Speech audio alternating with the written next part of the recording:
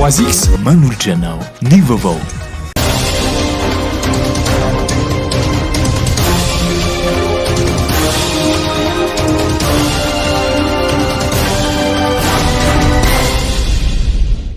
Falmerabantsika ny tokatrano indray amin'ity hariva ity ary manasa antsika hanaraka ny vaovao hatramin'ny farany. Manohana ny gouvernement tanteraka ny banky iraisam-pirenena amin'ny alalana famatsim-bola mitetina $7,700 entina natanterahana tetika asa efatra raha anisan'izany ny tetika asa ara-pahasalamana entina nafarana ny vaksiny fanefitry ny valanaretina COVID-19. Teny amin'ny lapam-panjakana Iavoloha no natanterahana izany izay nosoloany ny ministry ny toe-karena sy ny volatena ary natrea ny filoham-pirenena Andry Rajoelina. Andeha raha antsika nitady vaovao amin'ny sariny vola ravoavy sy Tsirakoto Arsan. No tanterahana androany teny amin'ny lapam-panjakana ny Iavoloha ny fanasoniavana fifanaraha-piaramiasa mombana famatsim-bola mitetina $700 teo amin'ny banky iraisam-pirenena sy ny gouvernement malagasy izay nosoloany ny ministry ny toe-karena sy ny volatena ary natrea ny filoham-pirenena Andry Rajoelina tetika asa efatra tanterahana ao anatin'izany ny tetika asa voalohany andeha mitetina $100 izay ampiasaina amin'ny fahazahoana vaksiny adina amin'ny COVID-19 sy hanatsarana ny sehatra ny fahasalamana. $20 amatsina ny tetika asa ho an'ny fambolena maharitra PADAP, $100 entina ikojakojana ny lalana ary $10 famatsim-bola PIC 3 entina narenana toe-karena sy ny sosialy noho ny fisiny ny COVID-19. Nambarany solitena ny banky iraisam-pirenena fa eo anilany Madagasikara hatrany ny banky iraisam-pirenena indrindra amin'ny andro sarotra toy izao izay isina krizy noho ny COVID-19. Nosoritany ihany koa fa tetika asan'ny fitondrana malagasy ireo ary mame fanohanana rabola ny banky iraisam-pirenena.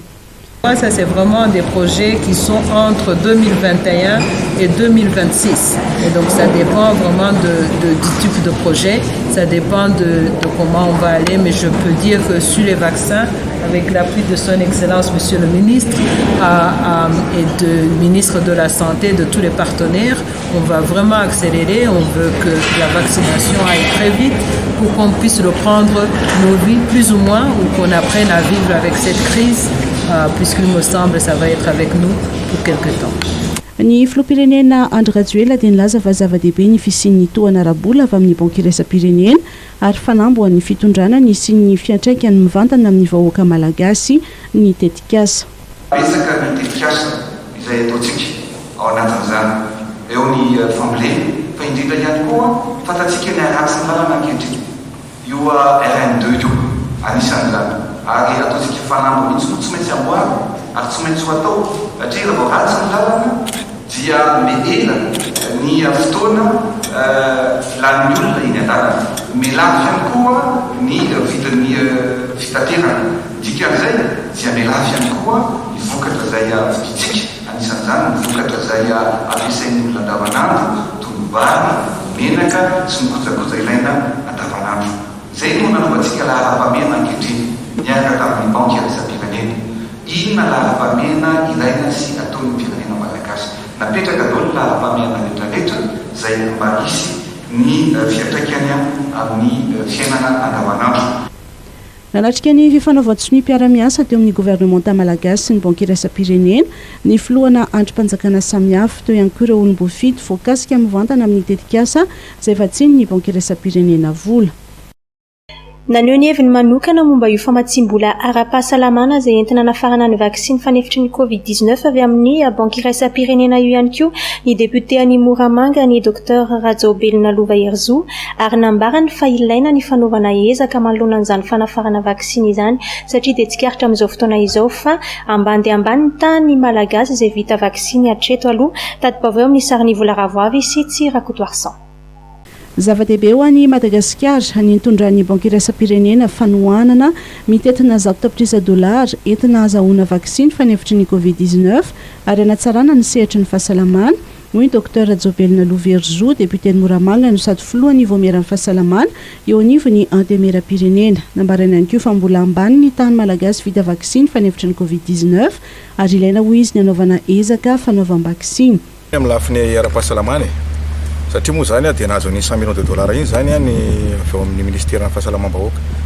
Raha nahatsikaritra antsika moa zany tena namafisiny représentanteny banque mondiale mihitsy ohatrany hoe mbola azo lazay hoe mbola vitsy zany tsika zany navita vaccine nefa niady amin'ny covid-19 mbola mafy dikan'izay zany anisany tsy maintsy isy sorabola maromaro zany mbola atratrarana an'izay tanjona zay dia aitsika koa moa zany fa amin'ny lafin'ny fahasalamana mbola maro ny tokony harenina ny amin'ny lafin'ny fotodrafitrasa ny amin'ny lafin'ny fampitaovana dia nona maromarina fa hitondra fiovana be zany amin'ny fampandehanana ministerin'ny fahasalamam-bahoaka mba tena isy fiatraikany mivantana any atokantranony tsirairay mihitsy zany amin'ny vahoaka malagasy zay lafiny ara-pahasalamana zay ia fahitako anazy angamba aloha ampitomboina ny ezaka ampiakarina amin'ny performance satria efa nisany in'le andeha voalohany teo iny dia fantatra hoe inona ny contrainte inona ny zavatra azontsika ho atsaraina ao anatin'izay dia ny fisiny ity zany ahafahana tena hoe manatratra tsara an'izay tanjona zay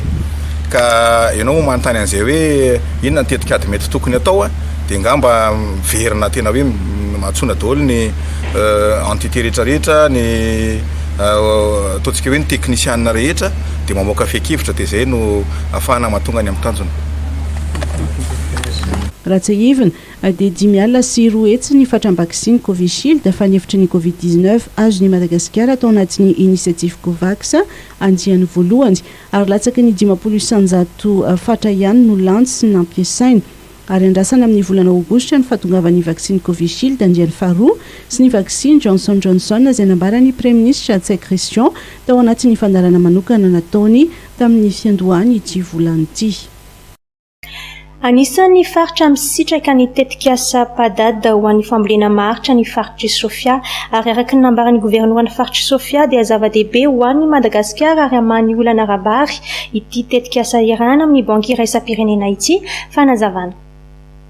Lemakiny delanany delanana raha ohatra ka ataoko sarisary dia mitovy amin'ireny lakaloatra ireny ka ny fitantanana ny rano miandrona amin'ny lemaka iny zany ny tena olana satria lasa kely be kely ny toerana azo ambolena vary ka zay zany nangatahana famatsim-bola efa somary elaela izy io efa nisy ampahany efa azo efa nisy barrage zay manondrika tanimbary any amin'ny 6000 hectara aloha mbola vita zao fa raha ny lemaka ny belanana ray manontolo io mangindrano sy ambatoriha reny sy ny manodidina any amin'ny 60 000 hectara zany hoe tokony afaka hamaha olany tsy fampimbary eto Madagasikara ka zao moa izy mitohy le famatsim-bola any amin'ny 105 millions de dollars ho an'ny faritra anankefatra anatin'izay faritra Sofia belanana isorana zany ny fitonam-panjakana nahay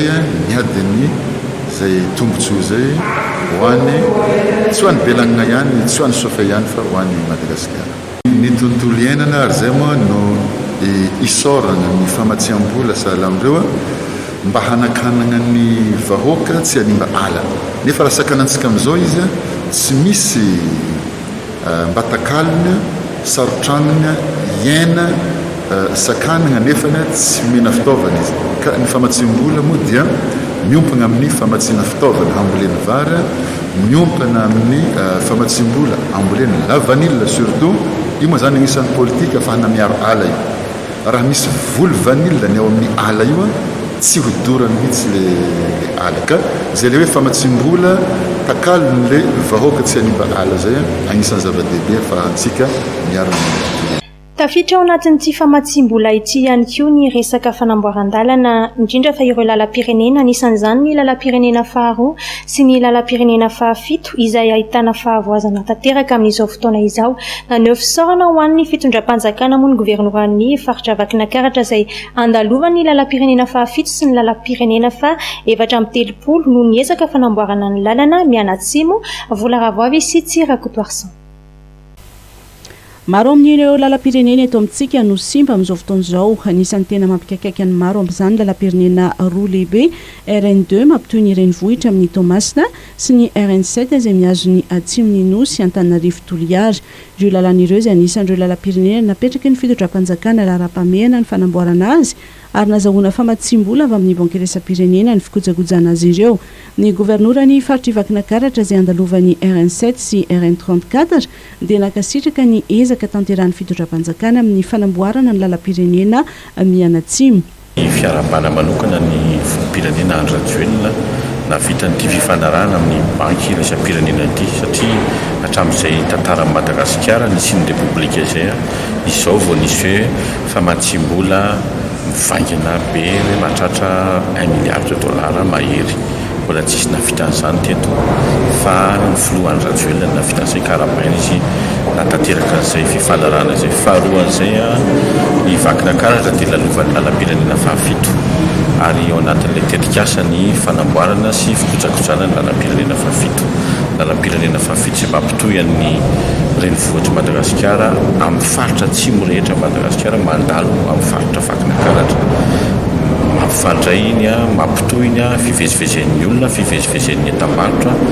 Dikan'izany tsy tokony hisy olana intsony ny fandraisana amin'ireo faritra rehetra manamorona lalam-pirenena fahafito ary misitraka izany ny vahoaka vakina karatra. Tafiditra ao anatin'ilay tetikasa ihany koa ny lalam-pirenena fa 430 miala ao Antsirabe renivohitry vakina karatra miakandrefana tonga hatrany amin'ny faritry Menabe any lalana Morondava. Zava-dehibe zany satria ny lalana no fivezivezen'ny olona ary ihany koa no fanaovana fitateran'ny entam-barotra ary hanatsarana fiainan'ny olona amin'ny andavanandro indrindra. Fanamboaran-dalana dia mamorona asa ary izay dia maniry tokoa hoe ny mpiatsehatra amin'izy io dia tokony orinasa avy eo an-toerana.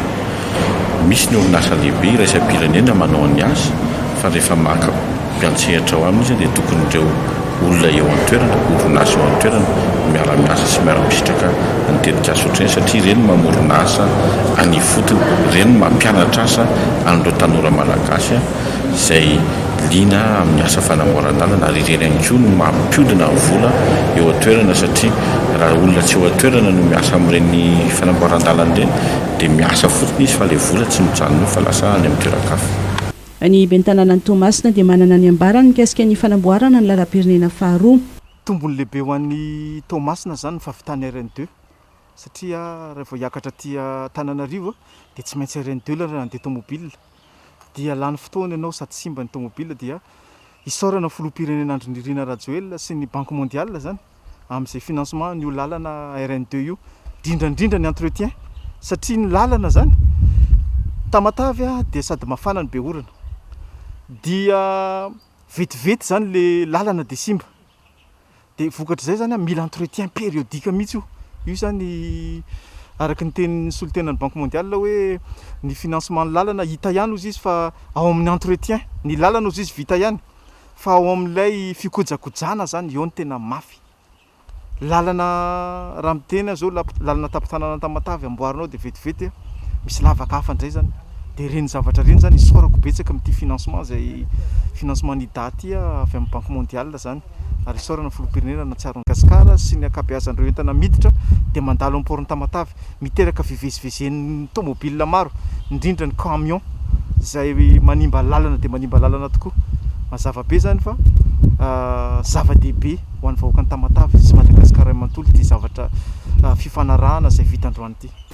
Mitetina $100 ny famatsim-bola avy amin'ny banky iraisam-pirenena entina hikojakojana ny lalam-pirenena maro ankoatra ny lalam-pirenena faharoa fa 7 ary 430 no asy-panamboarana. Tombanana lalam-pirenena hatrany amin'ny 200 kilometatra no vita amin'ny alalan'io famatsim-bola avy amin'ny banky iraisam-pirenena io.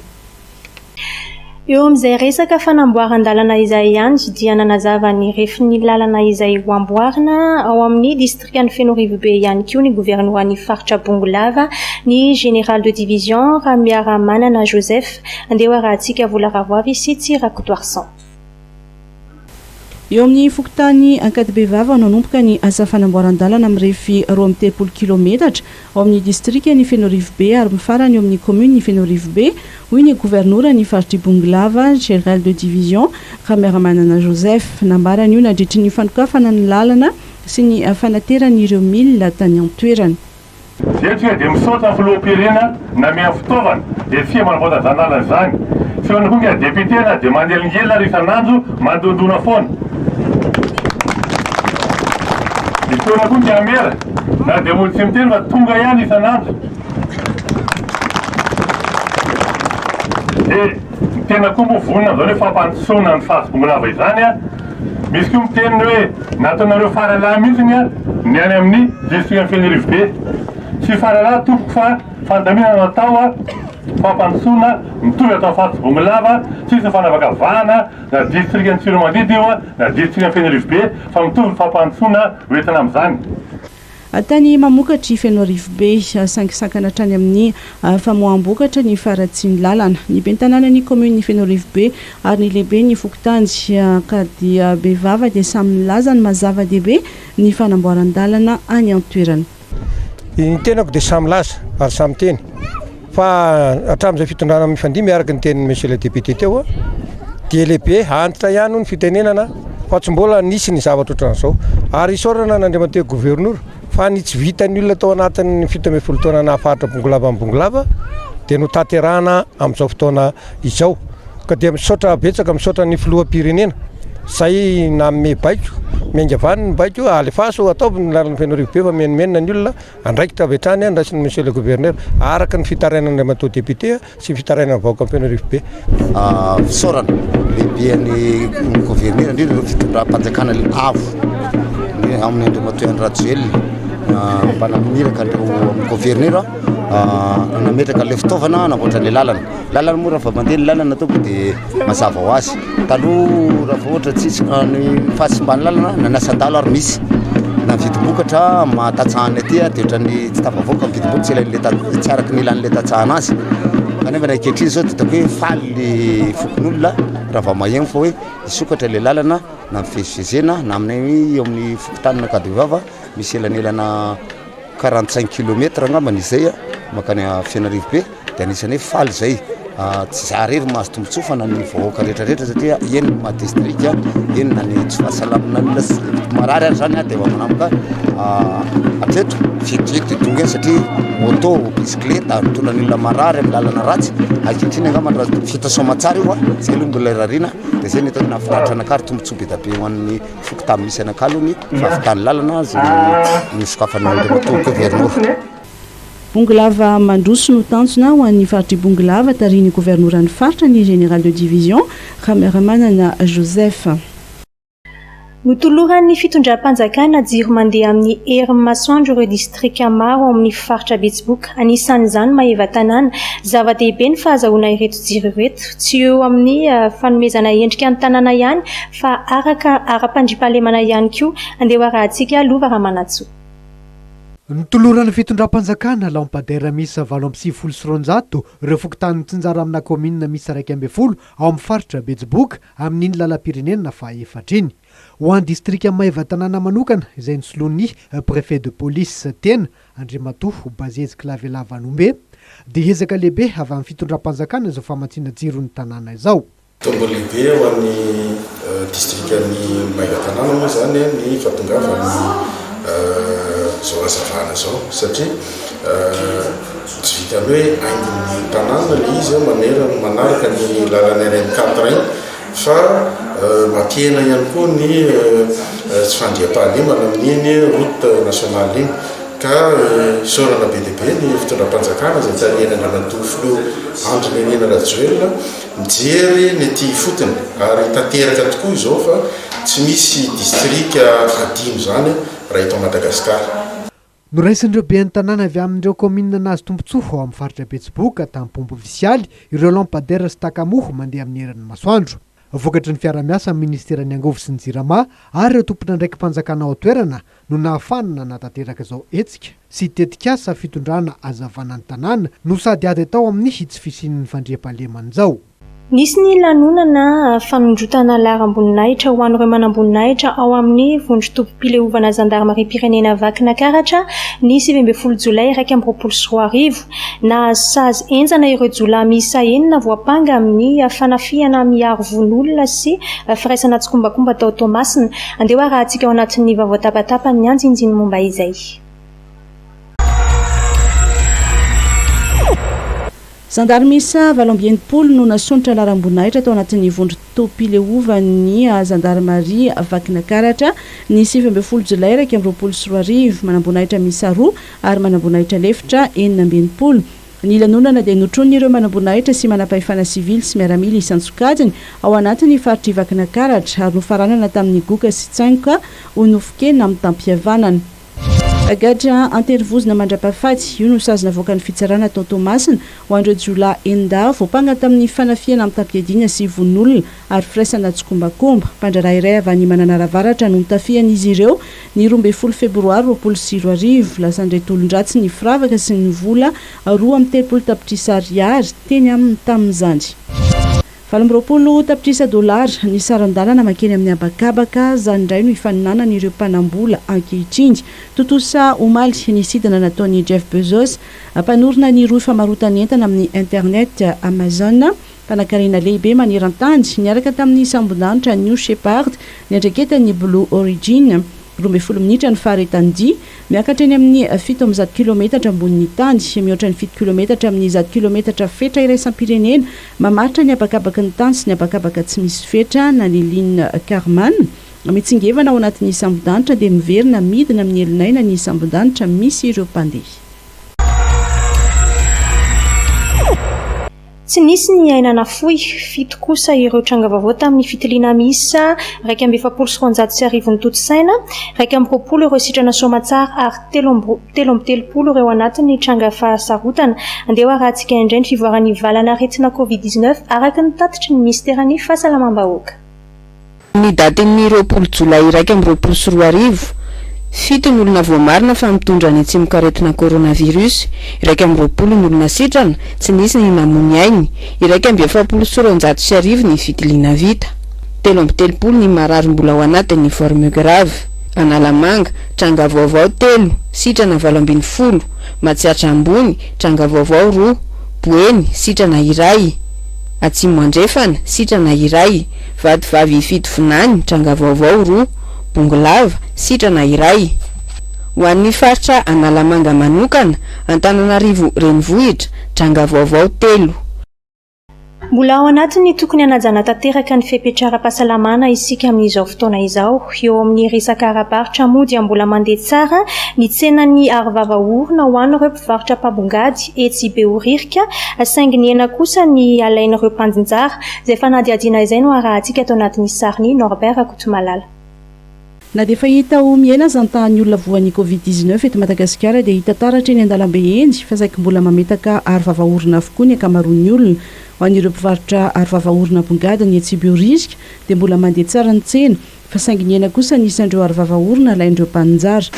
Fivarotana gasy bosy zao aloha mbola azo tsaratsara ihany. Atao hoe izay tsaratsara izay mahalafo firy isan'andro nareo sa tsy hoe mahalafo ohatrany ahoana? Arakaraka le entana ny carton le mangamanga roy zany zao tena mandeha amin'izao. Ohatrinona zao ny raha ohatra hoe maka angoro raha ohatra hoe maka tsirairay? Maka tsirairay eto aminay dimandrato dia ny carton ny boaty 5,000 paquet de 50. Fa raha tany aloha nareo mahalafo firy dia amin'izao lasa ohatrany ahoana? Ny ena be izy amin'izao tany aloha zao zay nalafo any amin'ny 10 carton isan'andro. Fa amin'izao zara fa raha malafo hoe un carton. Nareo hoe mandefa any amin'ny faritany sa hoe eto faritra? Misy maka mihitsy zay eto amin'ny faritany. Efa ahitana karazany maro ny Arivava Orona amidy any an-tsena izay manomboka eo amin'ny 300 ariary ny vidiny iray ka hatramin'ny 2,000 ariary. Ireo mpaka maro mbola akatombony sy avy any amin'ny faritany no tena makabetsaka ny Arivava Orona eto Behoririka. Fanamina miisa 17,300 no natolotry ny ravinala airport ho an'ny mpamonjy vola ao amin'ny commune Fianaratsoa. Ahitana veste, parka, suite, t-shirt, polo sécurité incendie, sy short ary pataloha izany.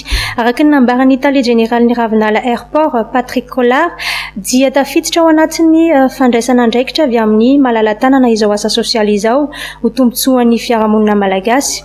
Nilaza ity tompon'andraikitra ity fa manomboka izao dia hitatra amin'ny faritra hafa eto Madagasikara ny asa fanampiana fa tsy manodidina ny serana mpiara-manidina izay tantanan'ny ravinala airport ihany ho tombotsoan'ny rehetra.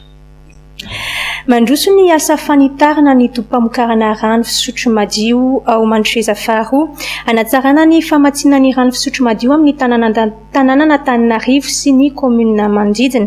Ity Mandroseza faharoa ity dia mokatra 4 metatra cube.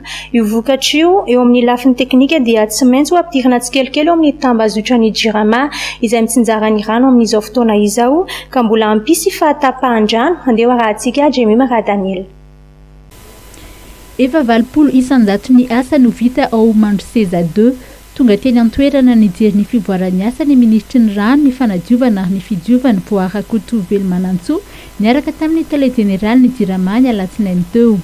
Zava-dehibe tokoa io fampitomboana ny tolotra rano any mponina eto Antananarivo sy ny faritra manodidina io araka ny teny napetraky ny Flo Andry Rajoelina.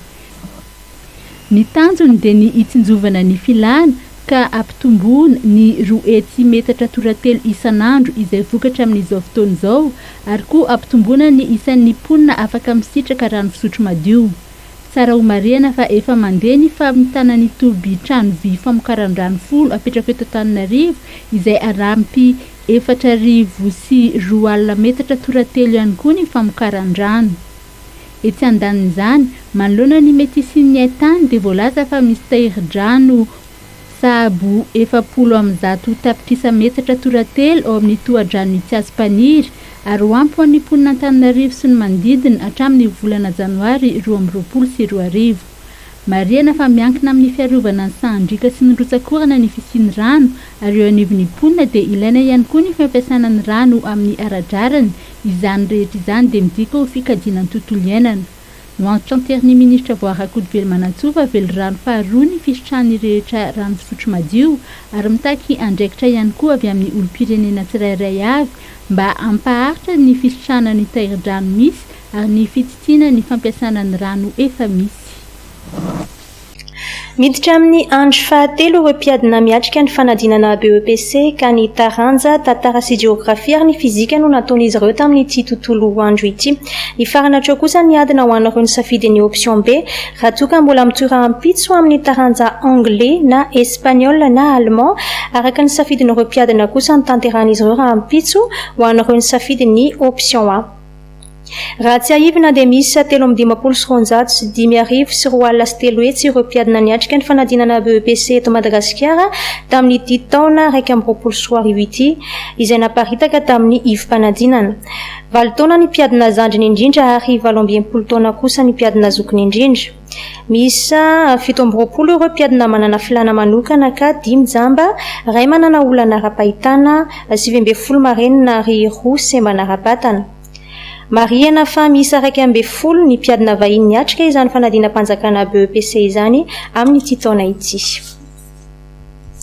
Eo amin'ny sehatry ny fanatanjahantena ny faraparan'ny herinandro teo dia lasa nitsidika ny faritra Morony Manisy vakina karatra ny tale général ny tanora eo anivon'ny ministera ny tanora sy ny fanatanjahantena Ramatoa Juliana Ratovisan tadi-baovao amin'ny sariny Norbert Akotomalala.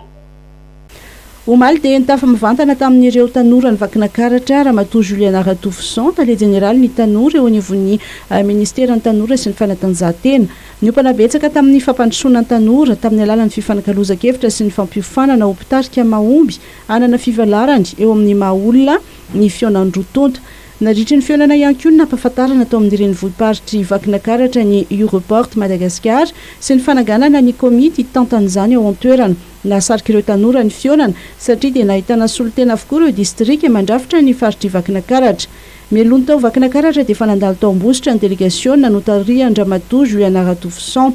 Nandritra ny fandalovany tao ambositra ny 17 Jolay araka 2024 dia nitsidika ny tranobe ny tanora izy ireo. Nisy araka izany ny fifanankalozan-kevitra ny rahana tamin'ireo tanora ao an-toerana izay niompana tamin'ny fandraisana andraikitra eo amin'ny fiarahamonina. Avy hatrany dia nandroso vahaolana Ramatoa Juliana Ratovisan tale général ny tanora nizara ny traikefa no andreo tanora mba ahafahan'izy ireo mizaka tena amin'ny fiainany. Isan'izany ny famoronana asa mba ahafahan'ny tanora misehatra eo amin'ny fandrarana madinika. Vonina hatrany ny ministera hoy izy hanampy ireo tanora te hivoatra aingana eo amin'ny fiainana.